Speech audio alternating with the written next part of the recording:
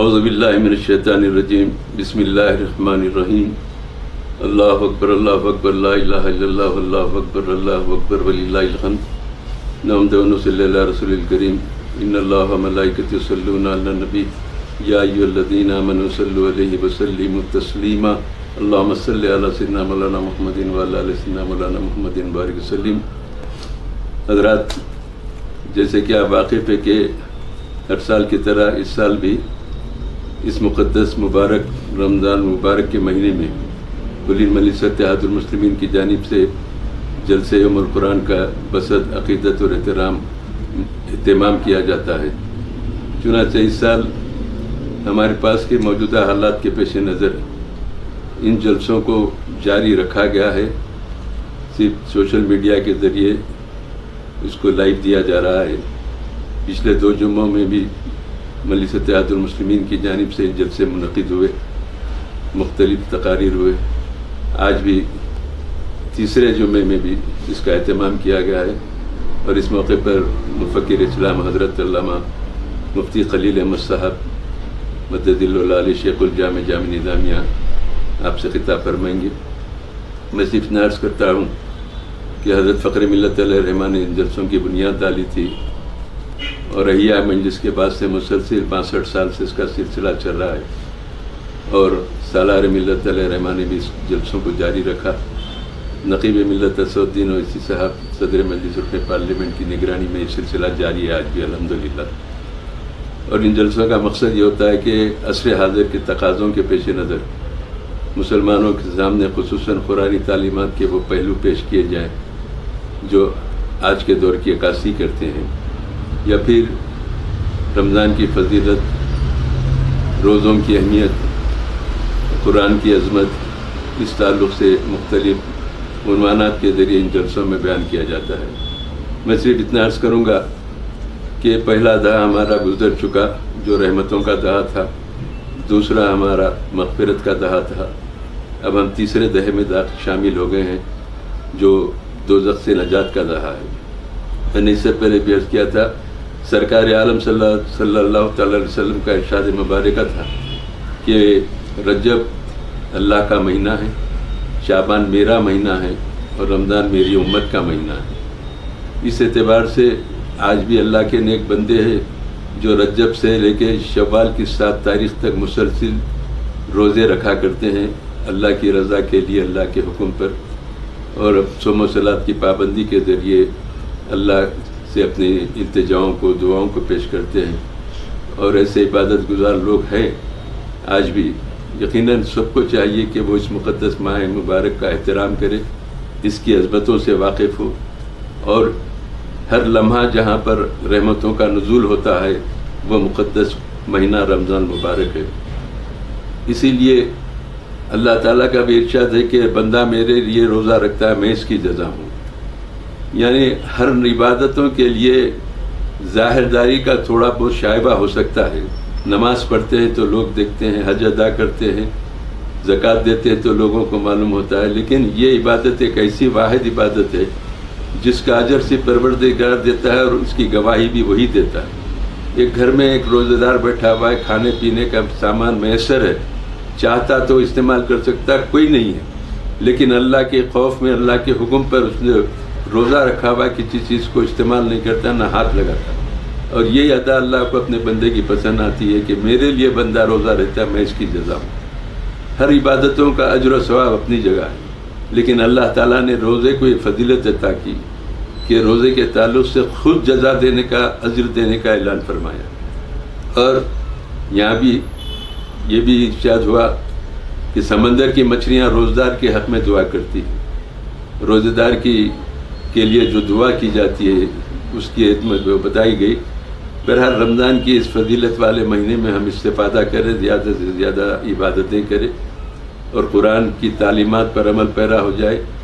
وہ قرآن جو 6666 آیتوں پر مشتمل ہے، وہ قرآن جو آج سے کئی سو برس پہلے جس کا نزول ہوا، لیکن اللہ کا کرم یہ ہے کہ آج بھی اس کی تاثیر میں کوئی نعوذ باللہ کمی نہیں ہوئی، اور مسلمان اگر صدق دل سے اس کو پڑھے، سمجھے اور اس پہ عمل کرے ہر دور میں مسلمانوں کی رہنمائی کے لیے قرآنی تعلیمات ہمارے لیے کافی ہے.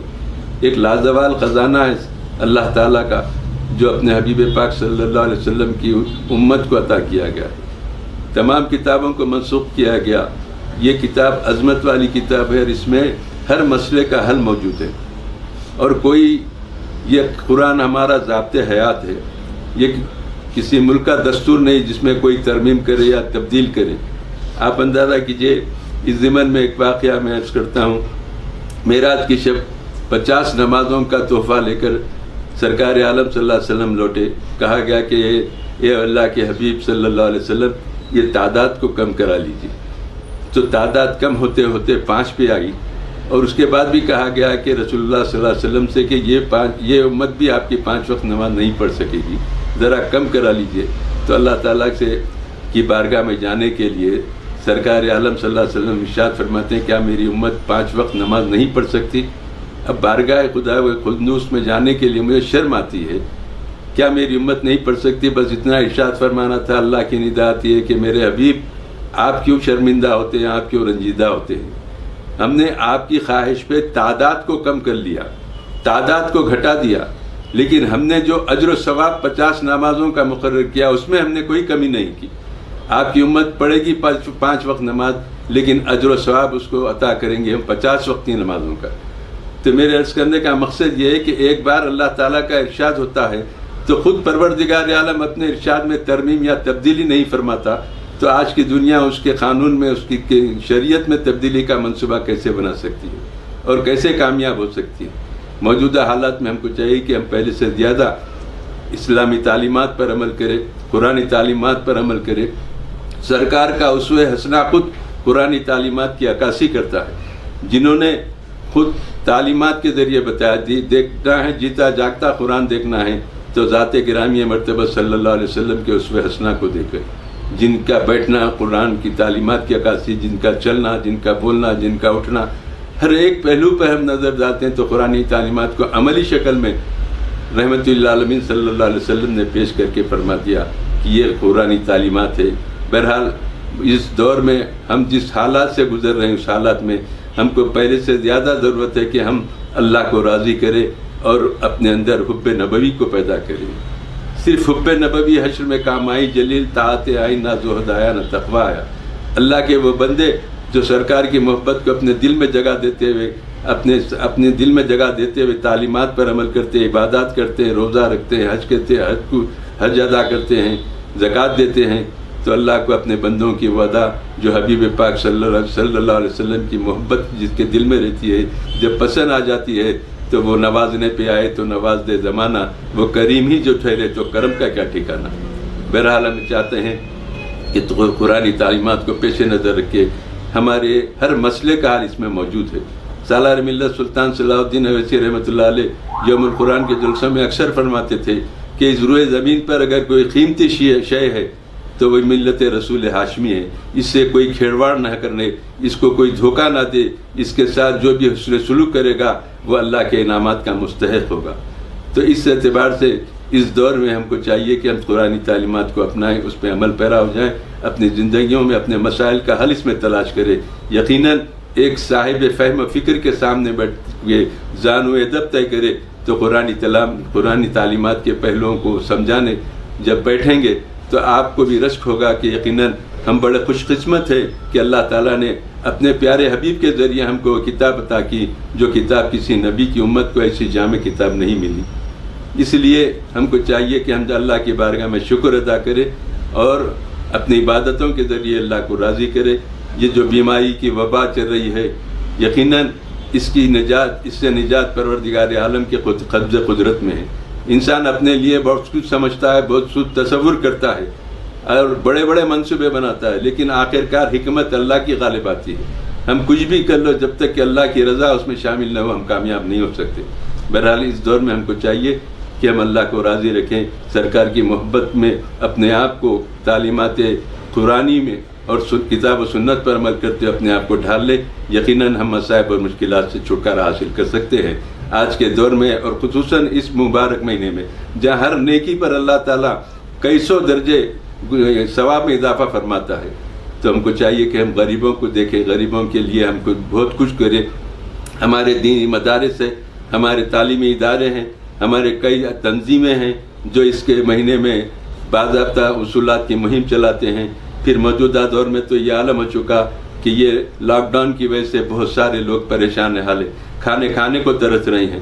کوشش کی جا رہی ہے، ملت کے بہت سارے درد مند اصحاب اس کار خیر میں بڑھ چڑھ کر حصہ لے رہے ہیں، اور اس میں ہزاروں نہیں لاکھوں لوگوں کو فیض یاب کر رہے ہیں۔ اپنے امداد کے ذریعے لوگ فیض یاب بھی ہو رہے ہیں، لیکن پھر بھی ہم کو شک ہے کوئی نہ کوئی اگر چھوٹ جائے تو ہمارے لیے ایک ذمہ داری آتی ہے کہ اس کو نظر انداز کیا گیا۔ چن کے دے رہے ہیں، اس میں غریب کو، غربا کو یقیناً دے رہے ہیں جو وہ مستحق بھی ہیں، لیکن کچھ ایسے لوگ ہیں جو غربت میں مبتلا نہیں ہیں، متوسط طبقے کے لوگ ہیں، نہ کوئی چیزیں مانگ سکتے، نہ کہیں آ سکتے، نہ کسی کو بول سکتے۔ ویسے لوگوں تک اگر امداد پہنچے تو یقیناً ہم کو اس کا اجر ملے گا۔ خصوصاً نقیب ملت اسد الدین اویسی صاحب کی نگرانی میں جو کار خیر کے لیے، اجناس کی تقسیم کے لیے جو کام کیا جا رہا ہے وہ لائق ستائش ہے۔ حبیب ملت اکبر الدین اویسی صاحب قائد مقننہ مجلس پارٹی اتنے بڑے پیمانے پر 2 مہینے سے مسلسل اناج کی تقسیم کے ذریعے غریبوں کی مدد کر رہے ہیں، اور ان کے علاوہ بھی بہت سارے اصحاب خیر ہیں۔ کچھ لوگ ایسے بھی ہیں جو مسلسل امداد کرتے جا رہے ہیں، لوگوں کو دیتے جا رہے ہیں اور لوگ اس سے استفادہ کر رہے ہیں۔ یقیناً یہ مہینے میں یہ نیکی پر بھی اللہ تعالیٰ کئی درجے آپ کو اجر و ثواب سے سرفراز فرمائیں گا۔ اس بھیانک ماحول میں جہاں لوگ کھانے کے لیے ترس رہے ہیں، ان کا خیال رکھیے، ان کے لیے کام کیجیے۔ امدادی کام تو ہر تنظیم کی طرف سے کیا جاتا ہے، لیکن مجلس اتحاد المسلمین جو بڑے پیمانے پر اس میں میدان میں ہیں، اس کو صرف یہی مقصد ہے کہ اللہ کی خوشنودی اللہ کے بندوں کی خدمت کے ذریعے حاصل کرے، اللہ کی رضا کے لیے۔ اس میں ریاکاری، سیاست یا کوئی ایسی بات نہیں ہے، چن کے لوگوں کو طلب کر کے ان کو دیا جا رہا ہے۔ اس کار خیر کو اللہ قبول کرے اور تمام مسلمانوں کو توفیق دے کہ وہ صبر و تحمل کا مظاہرہ کرتے ہوئے اس مبارک مہینے کی رحمتوں سے، مغفرت سے اور اس کے دوزخ سے نجات سے استفادہ کرے، دعا کرے، اور اپنی دعا میں تمام ملت اسلامیہ کی بھلائی اور سربلندی کے لیے دعا کرے، اسلام کی سربلندی کے لیے دعا کرے، اور ہمارے ملک میں امن و امان کی بحالی اور ہمارے ملک کی خوشحالی کے لیے دعا کرے، اور تمام عالم اسلام کے مسلمانوں کی ترقی اور خوشحالی کے لیے دعا کرے۔ اللہ تعالیٰ اس مہینے میں، اور برکتوں والے مہینے میں، رحمتوں والے مہینے میں، دوزخ سے نجات والے مہینے میں اپنے بندے کی دعا قبول کرتا ہے، اور بندے کی ہر دعا کو شرف قبولیت پروردگار عطا کرتا ہے۔ تو ہماری بھی دعا ہے کہ اللہ تعالیٰ ہمارے تمام اعمال کو قبول کرے، تمام کو حفظ و امان میں رکھے۔ وآخر دعوانا الحمدللہ رب العالمین۔ کیا ضرورت ہے آپ کے سامنے میں کیا بول سکتے ہیں؟ آپ تشریف۔ بسم اللہ، بسم اللہ۔ آپ بنا سے تفصیل سے کوئی قید نہیں ہے تو بسم اللہ الرحمن الرحیم۔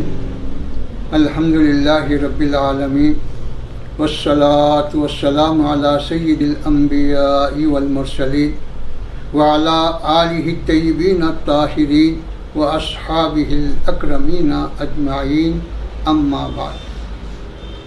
بزرگان ملت، برادران عزیز، اللہ سبحانہ و تعالیٰ کا ارشاد ہے، وما خلقت الجن والانس الا لیعبدون، کہ میں جنات کو اور انسانوں کو اپنی عبادت کے لیے پیدا کیا۔ تو ہمارے پیدا کیے جانے کا مقصد اللہ کی معرفت اور اللہ کی عبادت و اطاعت ہے۔ اور بتلایا گیا کہ عبادتوں میں 4 جو عبادتیں ہم کو بتلائی گئیں، نماز، روزہ، زکوٰۃ اور حج۔ نماز اور روزے کا تعلق انسان کے جسم سے ہے، زکوٰۃ اور حج کا تعلق انسان کے مال سے ہے۔ جس کے پاس مال ہوگا اس پہ زکوٰۃ واجب ہوگی، جس کے پاس مال ہوگا اس پر حج واجب ہوگا۔ لیکن روزہ اور نماز ایسی عبادتیں ہیں، اس کے لیے نہ مال کی ضرورت ہے، نہ دولت کی ضرورت ہے، نہ کسی اور چیز کی ضرورت ہے۔ اس لیے اللہ سبحانہ و تعالیٰ نے ان دونوں عبادتوں کو امیر، غریب، مرد، عورت، مسافر، مقیم، ہر ایک پر واجب کیا۔ اس میں کوئی تخصیص نہیں فرمائی کہ یہ ہے تو نماز پڑھ، یہ ہے تو روزہ رکھ، ایسا نہیں. ہر ایک پر نماز اور روزے کو فرض کیا بشرطے کہ اس کا جسم سلامت ہو. پھر اس کے بعد علماء نے لکھا کہ نماز کا تعلق انسان کے ظاہری جسم سے ہے کہ وہ قیام کرتا، رکوع کرتا، قاعدہ کرتا، سلام پھیرتا، یہ سب ظاہری اعمال ہیں. اور روزے کا تعلق انسان کے باطنی جسم سے ہے. ظاہر میں نہ ہاتھ ہلانا ہے، نہ رکوع کرنا ہے، نہ قیام کرنا ہے، نہ کچھ ہے. صرف باطن میں جو غذا ہم پہنچاتے تھے اس سے رکنا ہے. لیکن اس بات کو ہم اچھی طرح سے سمجھیں کہ اس خالی نماز کا تعلق یا روزے کا تعلق ظاہر اور باطن سے ہم جو سمجھ رہے ہیں وہ اسی حد تک سمجھ رہے ہیں کہ کھانے پینے اور خواہشات سے بچ جائیں تو وہ روزہ ہو گیا. ایسا نہیں ہے، بلکہ ہم کو حکم دیا گیا کہ ان چیزوں کے ساتھ جو روحانی بیماریاں ہیں، حسد ہے، بغض ہے، کینہ ہے، چغل اور اس قسم کی دیگر جو خرابیاں ہیں، جب تک کہ ہم ان چیزوں سے نہ بچیں ہمارا روزہ نہیں ہے، ہماری نماز نہیں ہے. اس سے ہم کو کوئی فائدہ نہیں ہوگا. اس لیے حضور پاک علیہ السلام کا حکم ہے کہ اللہ سبحانہ و تعالیٰ کو بندے کے بھوکے اور پیاسے رہنے کی کوئی پرواہ نہیں جبکہ وہ ان گناہوں سے اپنے آپ کو نہ بچائے. تو اس لحاظ سے ہم کو چاہیے کہ روزہ جو فرض کیا گیا اس سے خدا کو کوئی فائدہ نہیں، نماز جو فرض کی گئی اس سے خدا کو کوئی فائدہ نہیں، بلکہ اس سے انسان کی تربیت مقصود ہے، اس کا تزکیہ مقصود ہے، اس کو گناہوں سے پاک بنانا مقصود ہے. کیونکہ نماز کے بارے میں آپ سنتے آئے ہیں ان الصلاۃ تنہی عن الفحشاء والمنکر، کہ نماز گناہوں سے، بے حیائی کی چیزوں سے، برائیوں سے روکتی ہے. اگر ہم نماز پڑھیں اور بے حیائی سے نہ رکیں، نماز پڑھیں گناہوں سے نہ رکیں، نماز پڑھیں اور ایسے مفسدات و مکروہات سے نہ بچیں تو پھر وہ نماز ہم پہ کوئی اثر نہیں کر رہی. اسی طرح روزہ ہیں لیکن روزے کے جو تقاضے ہیں اس کو اگر پورا نہ کریں تو پھر اس سے بھی ہم کو کوئی فائدہ نہیں ہوگا. اس لیے سب سے اہم چیز عبادتوں میں اخلاص ہے، اہم چیز خدا کا خوف ہے، اہم چیز خدا کی محبت ہے، اہم چیز حضور پاک علیہ السلام کی محبت و اطاعت ہے. اس لیے جو ہے حکم دیا گیا ایمان و احتساب کے ساتھ تم ان عبادتوں کو عمل کرو تو تم کو یہ عبادتیں فائدہ دیں. یاد رکھیے کہ نماز ہو کہ روزہ یہ سابقہ امتوں پہ بھی فرض تھی، ہم پہ ہی فرض نہیں ہے، سابقہ امتوں پر بھی فرض ہے. تو اللہ سبحانہ و تعالیٰ کا ارشاد ہے کتب علیکم الصیام کما کتب علی الذین من قبلکم لعلکم تتقون، کہ جیسا پہلے والوں پہ روزے کو فرض کیا گیا اسی طرح تم پر بھی فرض کیا گیا. تم پر کوئی نیا بوجھ نہیں ڈالا گیا، کوئی نئی چیز تم پر مشقت والی نہیں ڈالی گئی. پہلے والوں پہ بھی تھی، اب تم پر بھی ہے. لیکن اس کے فرض کیے جانے کا مقصد کیا ہے؟ خود قرآن بتلا لعلکم تتقون، تاکہ تم متقی بن جاؤ، تاکہ تم نیک بندے بن جاؤ، تاکہ تم اللہ کے مقبول و محبوب بندے بن جاؤ. یہ ہم کو حکم دیا گیا. تو اس طرح سے میرے بزرگ اور دوستو، نماز تو برس کے 12 مہینے ہیں، کوئی دن اس سے خالی نہیں. لیکن روزہ جو فرض ہے اس کے لیے اللہ سبحانہ و تعالیٰ نے اس ماہ مبارک کو خاص کیا کہ اس ہی میں اگر ہم روزہ رکھیں تو فرض روزہ ادا ہوگا. اس کے علاوہ اگر روزے رکھتے ہیں تو نفل روزے ہیں، وہ کوئی واجب ہوں گے، نفل ہوں گے، سنت ہوں گے، لیکن فرض روزے کی ادائی صرف اسی ماہ کے ساتھ خاص ہے. اس لیے حدیث پاک میں آتا ہے کہ اگر کوئی شخص بلا عذر رمضان کا ایک روزہ بھی چھوڑا اور اس کی قضا ساری عمر کرتا رہا تو ساری عمر کی قضا رمضان کے ادا روزے کی ایک روزے کی برابری نہیں کر سکتی، اس کی تلافی نہیں ہو سکتی. اتنی عظمت، اتنی برکت اس کو دی گئی. پھر بتلایا گیا کہ حضور پاک علیہ السلام نے ان فرض روزوں کے ساتھ ساتھ ہر ماہ 3 روزے، پیر کا روزہ، جمعرات کا روزہ، یہ بھی آپ کی سنت مبارکہ تھی. ہر ہفتہ رکھتے تھے پیر اور جمعرات. اور اسی طرح 13، 14، 15 تاریخ یہ بھی روزے آپ رکھتے تھے. یہ آپ کی سنت تھی. تو یہ سب اور شوال کے 6 روزے آپ رکھتے تھے، یہ بھی آپ کی سنت تھی. تو یہ فرض روزے اپنی جگہ فرض ہیں، اس کے علاوہ بھی آپ ان روزوں کا اہتمام فرمایا کرتے تھے.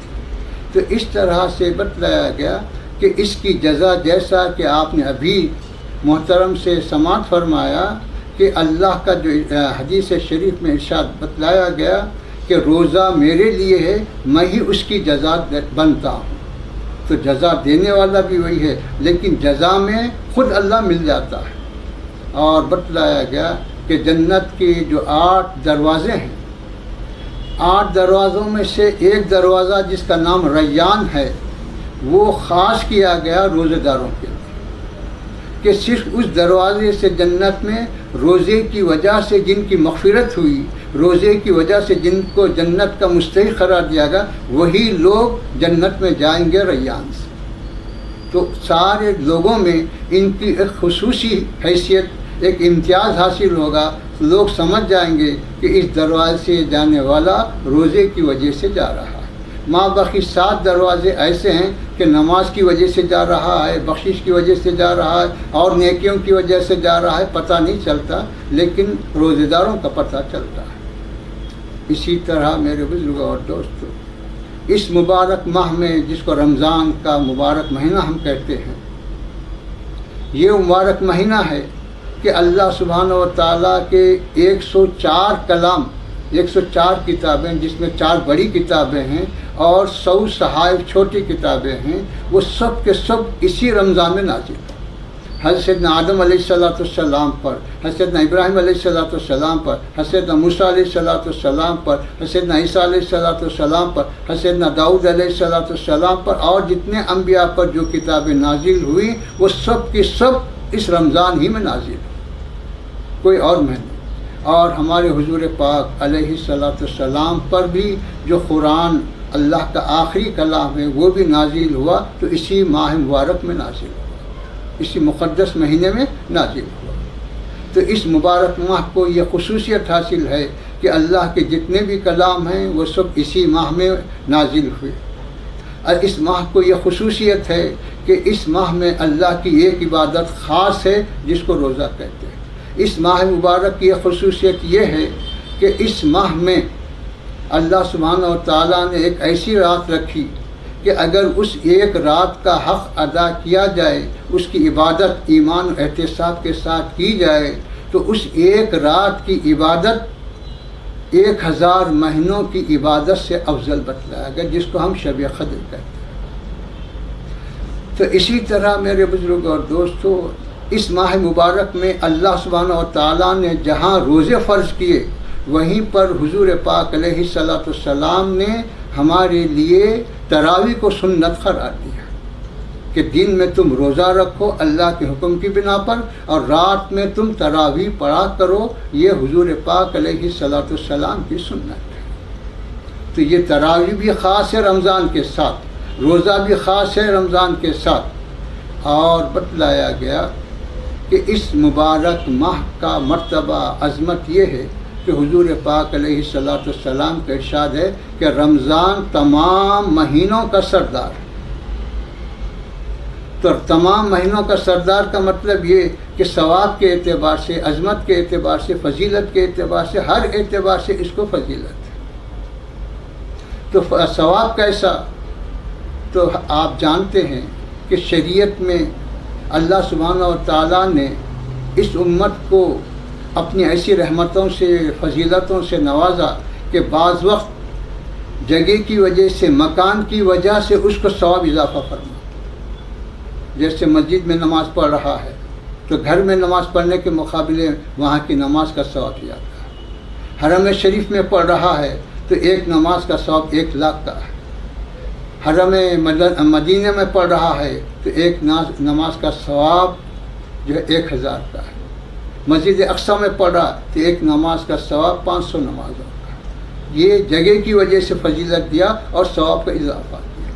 اور اسی طرح اللہ سبحانہ و تعالیٰ کا یہ فضل ہے کہ جس طرح مکان کی وجہ سے فضیلت دیتا ہے، ثواب زیادہ دیتا ہے، زمان کی وجہ سے بھی فضیلت دیتا ہے اور ثواب دیتا ہے. تو وہ زمان کیا ہے؟ رمضان. اگر کوئی شخص اس ماہ مبارک میں ایک فرض نماز پڑھ رہا ہے جو غیر رمضان میں بھی پڑھتا تھا، لیکن اس میں ایک فرض کی ادائی پر اللہ سبحانہ و تعالیٰ 70 فرض کا ثواب دے رہا ہے۔ اس ماہ مبارک میں اگر کوئی شخص نفل نماز پڑھ رہا ہے یا نفل اور کوئی کام کر رہا، عمرہ کر رہا، تلاوت پڑھ رہا، تو اس کو جو ہے فرض کے برابر ثواب دیا جاتا ہے۔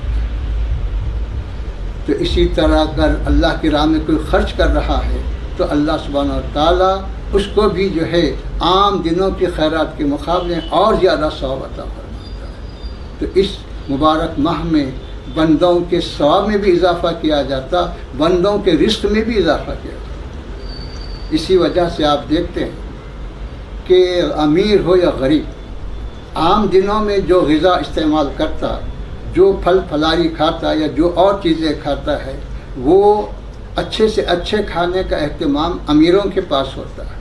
لیکن اس مبارک ماہ میں اللہ سبحانہ و تعالیٰ نے اپنے رزق میں اتنی وسعت دیتا ہے کہ امیر ہو یا غریب یا متوسط ہو، سب کو وہ چیزیں عطا فرماتا ہے، کوئی اس سے محروم نہیں رہتا۔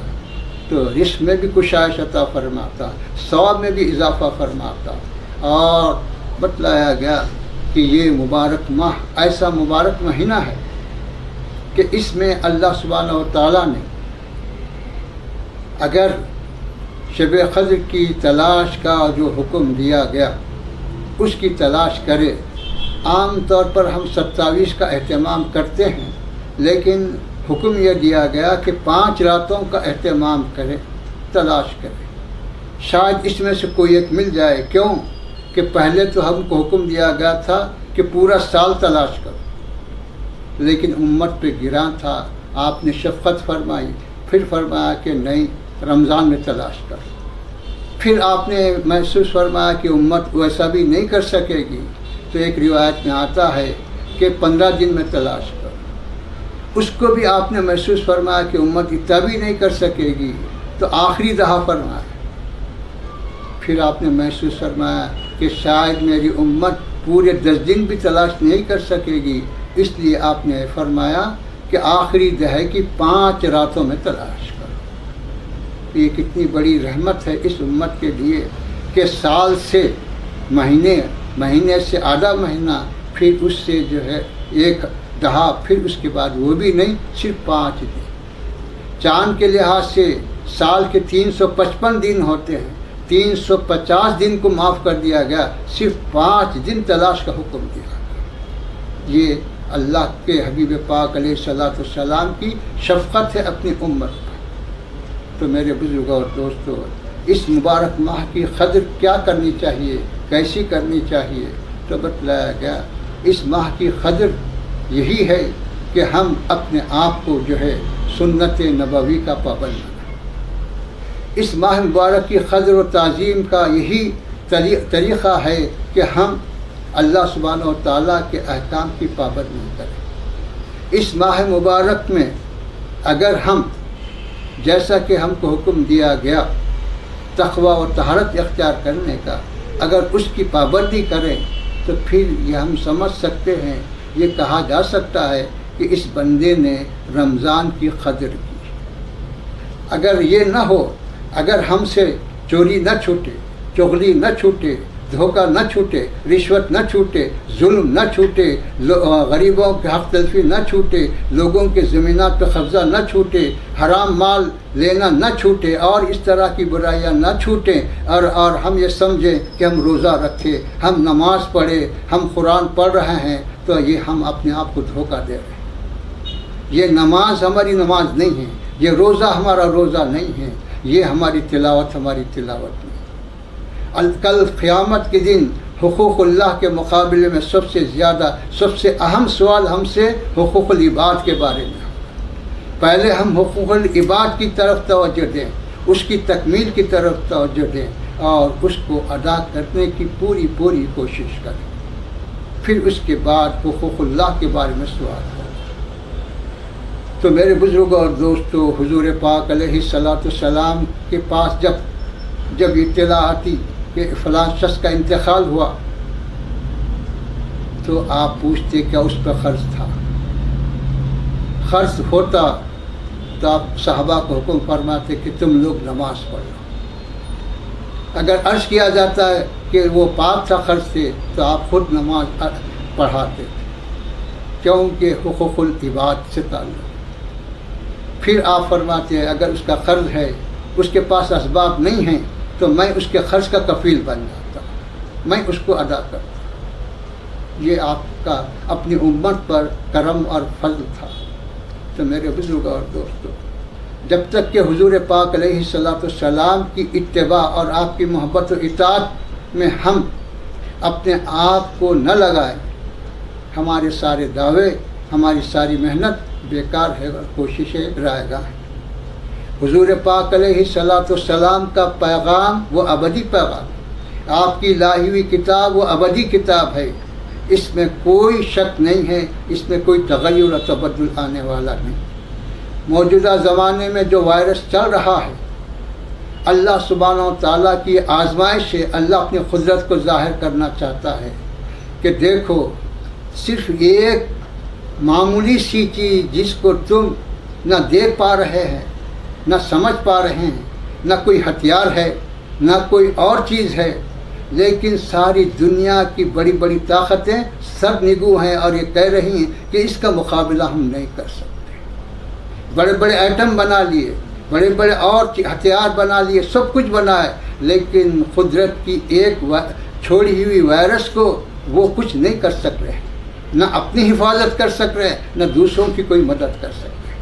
قرآن جیسا بتلایا گیا کہ قیامت کا منظر وہ ہوگا کہ بیوی شوہر سے بھاگے گی، شوہر بیوی سے جدا، باپ بیٹے سے جدا ہوگا، بیٹا باپ سے جدا ہوگا. اس کے نقشے، اس کے منظر آج دیکھنے میں آ رہے. تو میرے بزرگوں اور دوستو، یہ سارے واقعات ہم کو اس لیے بتلائے جا رہے ہیں تاکہ ہم اس سے عبرت حاصل کریں، ہم اس سے سبق سیکھیں کہ کل قیامت میں کیا حشر ہوگا. جب ایک معمولی چیز کا یہ عالم ہے، یہ اثر ہے، تو قیامت کا ہولناک منظر کیسا ہوگا، اس کی کیفیت کیسے ہوگی اور اس سے ہم کیسے نجات پائیں. تو اس لیے بتلایا گیا کہ یہ وائرس کا ہو یا کوئی اور چیز ہو، یہ قدرت ایک نشانی ہے. اللہ تعالیٰ بتلانا چاہتا ہے کہ سارے کے سارے انسان مل کر، ساری کی ساری قوتیں طاقتیں مل کر بھی اس ایک چیز کا مقابلہ نہیں کر سک رہی ہیں اور نہیں کر سکتی جب تک کہ اللہ کا فضل شامل حال نہ ہو. تو میرے بزرگوں اور دوستو، حضور پاک علیہ السلام نے آج سے 1400 سال پہلے ملک شام میں جو وبا آئی تھی، تو اس وبا والے مقام کے بارے میں حضور پاک علیہ السلام کا ارشاد ہے کہ جہاں وبا ہے وہاں مت جاؤ، اور جہاں وبا ہے وہاں سے باہر نکلو بھی مت اور اس مقام پہ جاؤ بھی مت. آج ساری دنیا جو لاک ڈاؤن میں جو مبتلا ہے، یہ حضور پاک علیہ السلام کے اس ارشاد ہی کی تعمیل ہے کہ ساری دنیا یہ بول رہی ہے کہ کہیں جاؤ بھی مت اور اپنے مقام سے نکلو بھی مت. اور یہ چیز حضور نے ساری دنیا کو دیکھ کر نہیں فرمایا. حضور پاک علیہ السلام نے کوئی اور چیز کو دیکھ کر نہیں فرمایا، صرف ایک جگہ ہوا اور ہمیشہ ہوتا تھا. تو آپ نے فرمایا کہ اس مقام پہ جاؤ بھی مت، وہاں سے نکلو بھی مت. صحابہ بھی اسی پر عمل کیے. آج ساری دنیا حضور پاک علیہ السلام کے اس ارشاد پر عمل کرنے پر مجبور ہے اور عمل کر رہی ہے. تو میرے بزرگوں اور دوستوں، ہمارے پاس حضور کی سیرت سے بڑھ کر، ہمارے پاس قرآن مجید جیسی دولت سے بڑھ کر اور کیا دولت چاہیے؟ دنیا کو اس سے بڑھ کر اور کیا نعمت چاہیے؟ ہماری نجات کے لیے یہ قرآن کافی ہے، ہماری نجات کے لیے حضور کی سیرت کافی ہے، ہماری نجات کے لیے حضور پاک علیہ السلام کی محبت و اطاعت کافی ہے. یہی ہماری زندگی کا مقصود ہے. اسی کی طرف ہم کو توجہ کرنا چاہیے. اور رمضان کا بھی پیغام یہی ہے کہ تم مغفرت طلب کرو اور دوزخ سے چھٹکارا پانے کا راستہ تلاش کرو. یہی پیغام اللہ کی جانب سے رمضان دے رہا ہے. اللہ ہم سب کو نیک توفیق